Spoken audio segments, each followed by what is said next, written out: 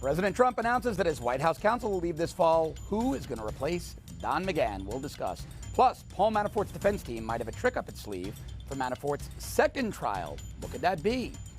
And President Trump was reportedly talking about firing Attorney General Jeff Sessions this month. What are the odds that Sessions makes it to the midterms? We're going to be discussing that story and much more right now on the second hour of America Talks Live.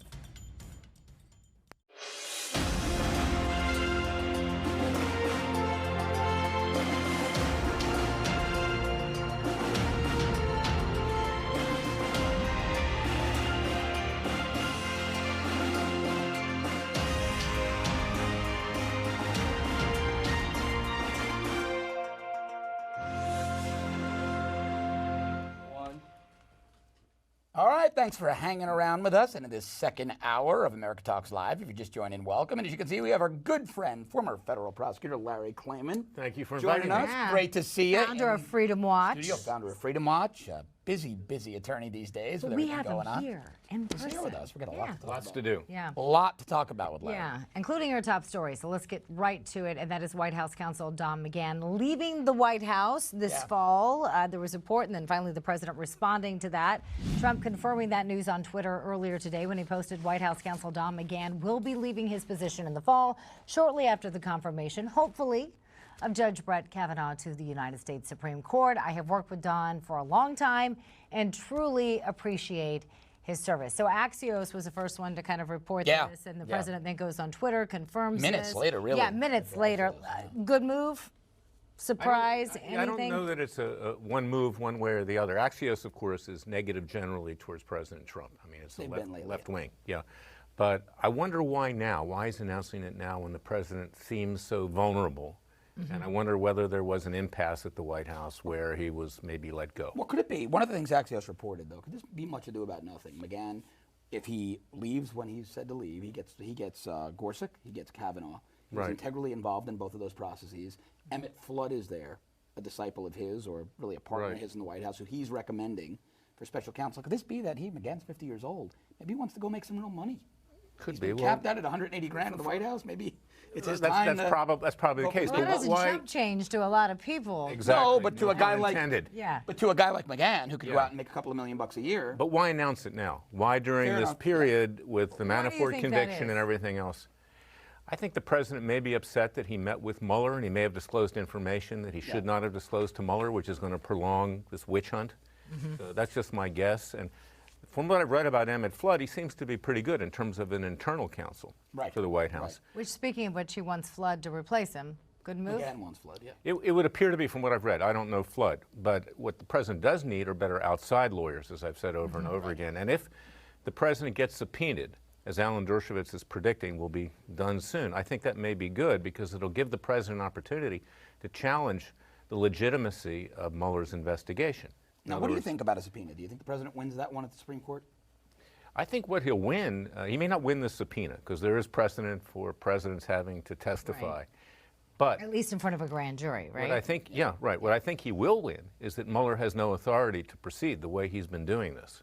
And that's where I take issue with Giuliani and the others, is that they go out on TV and all they do is bloviate, so to speak, to use a word from Bill O'Reilly.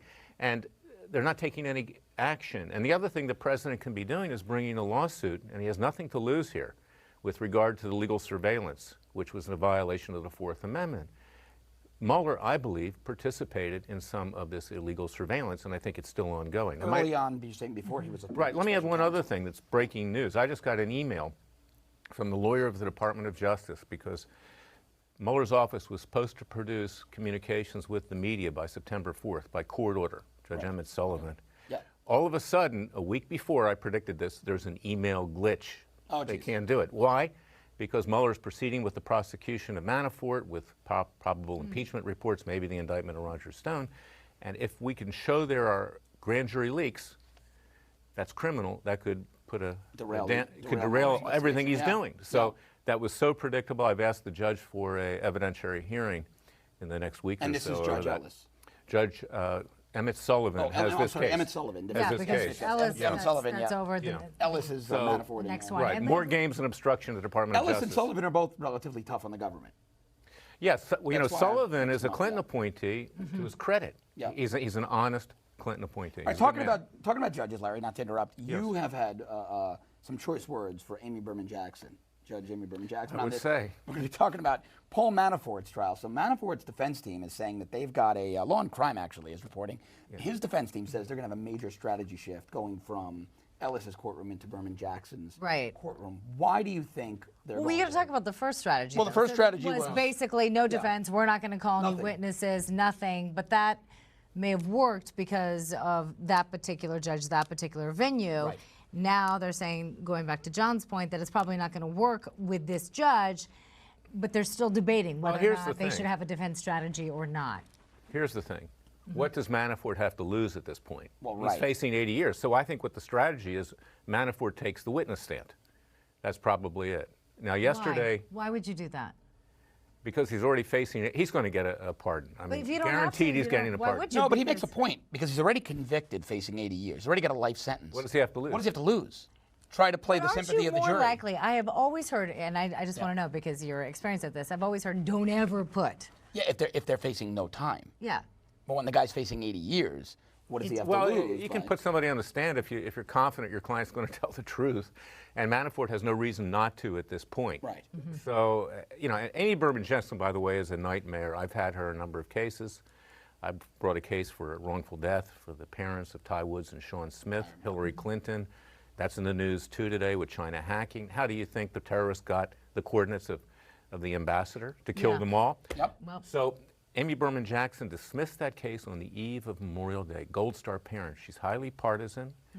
She is really cruel. I mean, she kept Manafort in isolation. Yeah, but might this new information? So let's talk about Yes. this report from the Daily Caller. The report is claiming that the Chinese hacked Hillary Clinton's email server. And President Trump tweeted, quote, report just out, China hacked Hillary Clinton's private email server. Are they sure it wasn't Russians? Just kidding.